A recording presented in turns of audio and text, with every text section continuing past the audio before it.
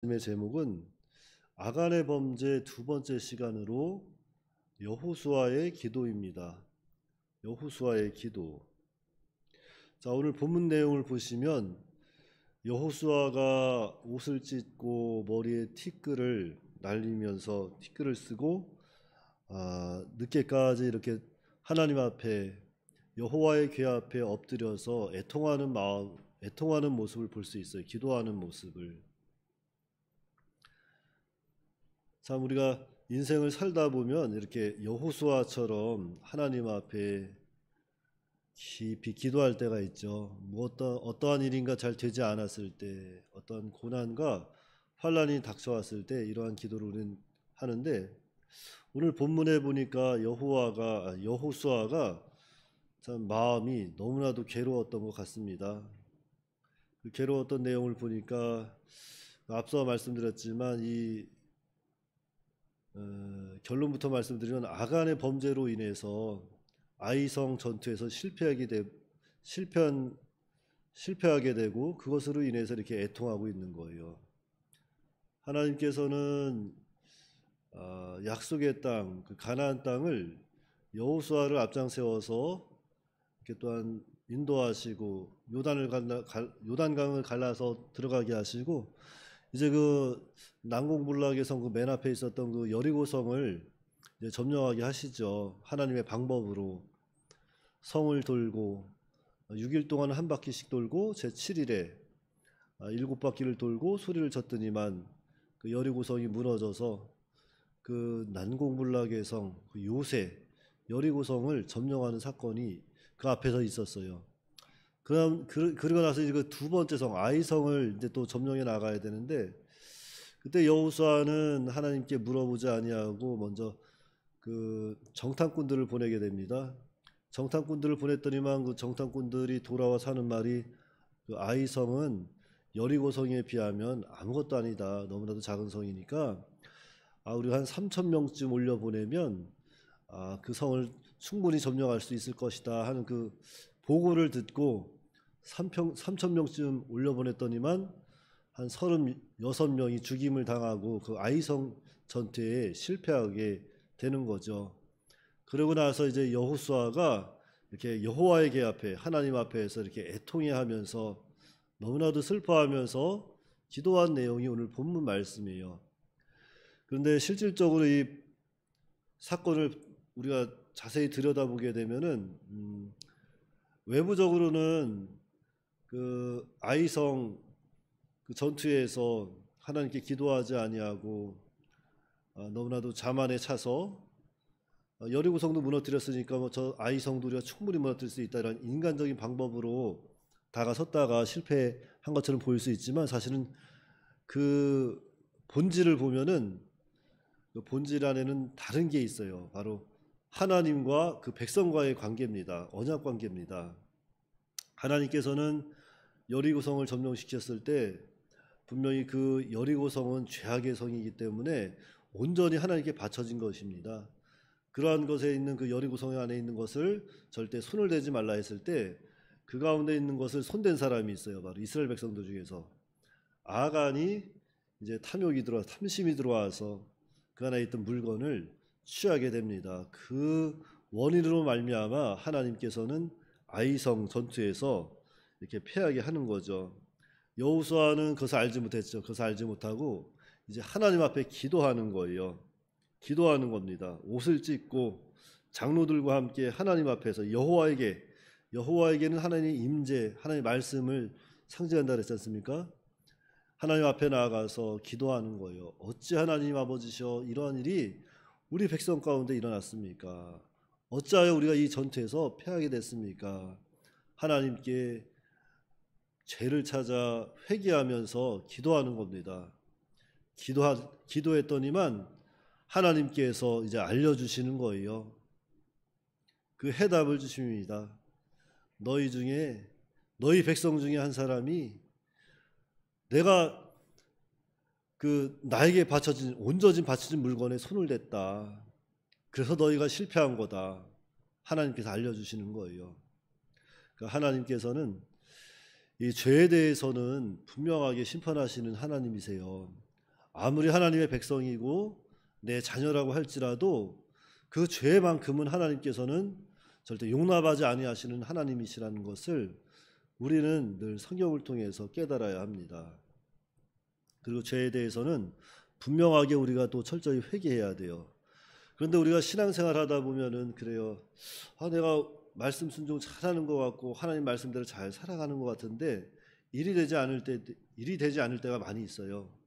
많이 있고 뭔가 자꾸 가정적으로도 매이는 것들이 있습니다. 뭔가 자꾸 틀어지고 무엇인가 막히고 일이 되지 않아서 마음이 괴롭고 그러할 때가 있습니다. 그러할 때 오늘 성경에 보니까 어떻게 해야 돼요? 하나님 앞에 나가서 기도하는 거예요. 기도하는 겁니다. 아침부터 저녁 늦게도록 계속 기도하는 거예요. 하나님께서 응답해 주실 때까지 기도해야 돼요.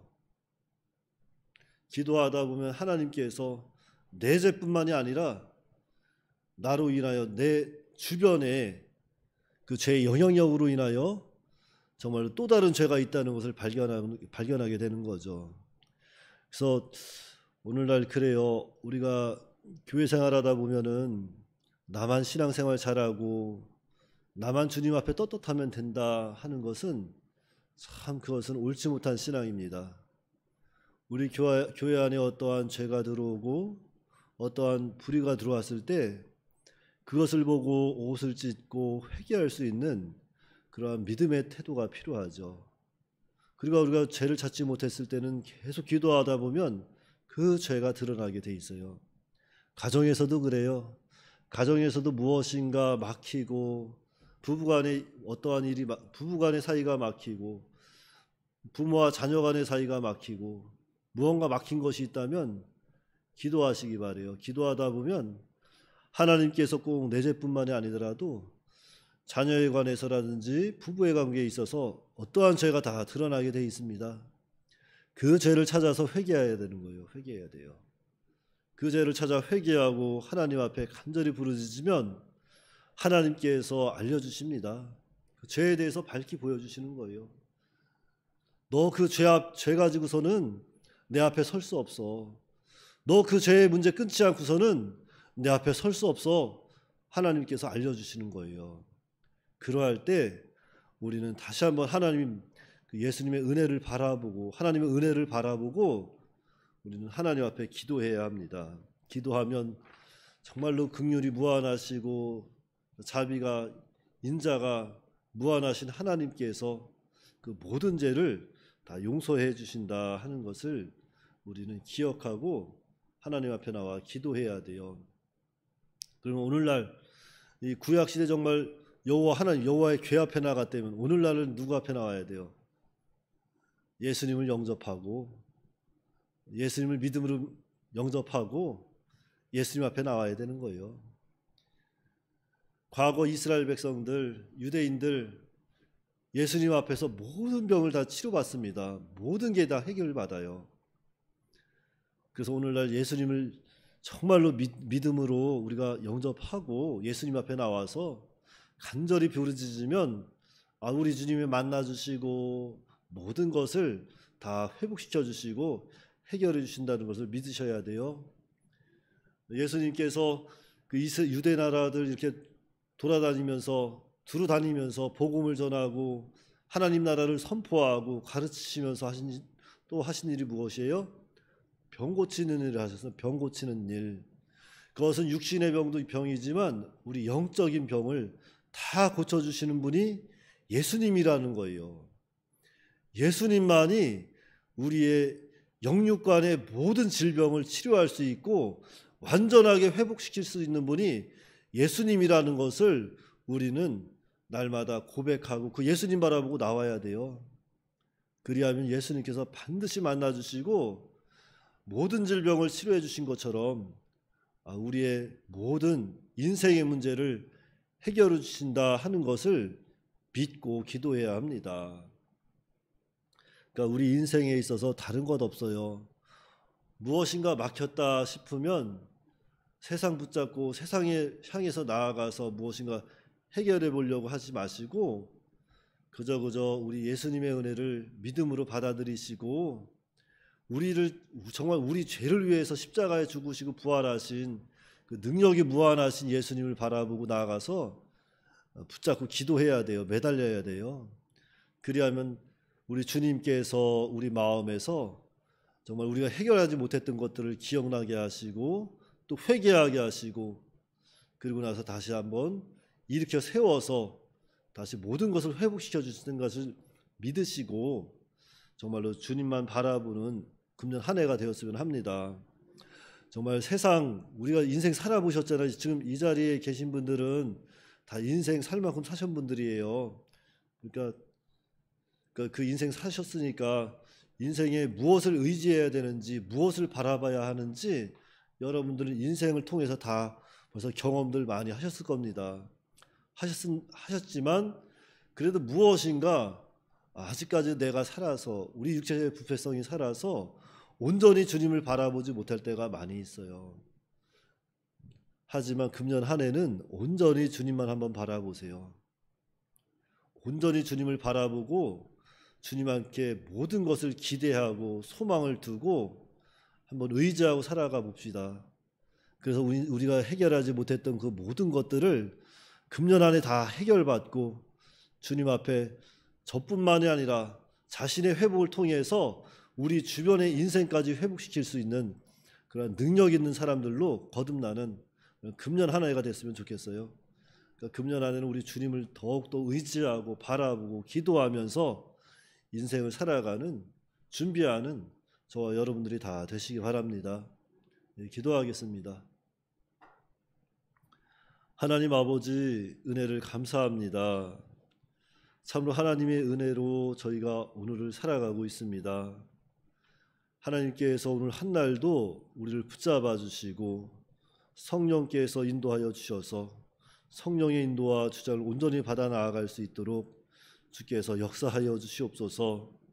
참으로 이 여호수아는 아이성 그 전투의 실패에 대해서 너무나도 애통해하면서 주님 앞에 기도할 때에 너무나도 괴롭고 힘들어서 아침부터 저녁까지 슬피 울며 기도했습니다.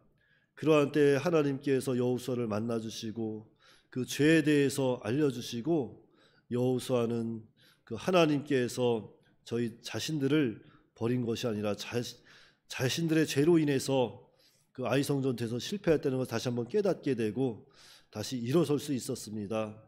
오늘 우리들도 인생의 앞에서 어떤 일들이 막혔을 때, 가정에서도 어떤 일들이 막혔을 때 원망불평하지 말고 하나님께 간절히 기도함으로 하나님 우리 안에 있는 그 모든 죄를 찾게 하시고 하나님 앞에 다 깨끗이 다 회개하고 다시 하나님의 사람으로 세워질 수 있도록 하나님께서 은혜로 역사하여 주시옵소서.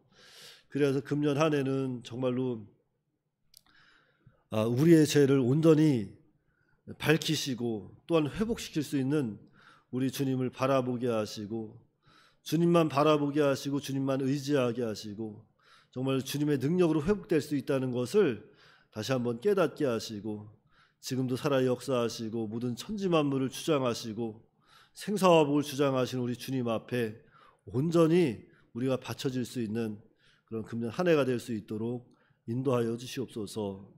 우리 주 예수님의 이름으로 기도하옵나이다. 아멘.